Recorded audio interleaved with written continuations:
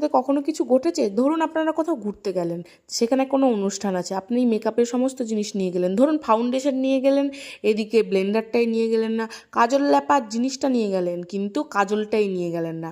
মানে কি বলবো, মানে এরকমটা কি কোনোদিন অভিজ্ঞতা হয়েছে? এই যে আমার জীবনে মানে অনেকবার হয়েছে আমার, এরকমই হয়।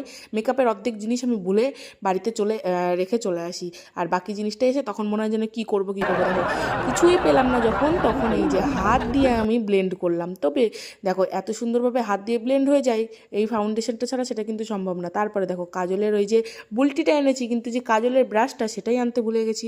তারপরে আর কি করব, তখন একটা আমার ভাইয়ের বউয়ের কাছ থেকে রুল কাজল নিয়ে চেয়ে চুয়ে এরকমভাবে করে নিলাম।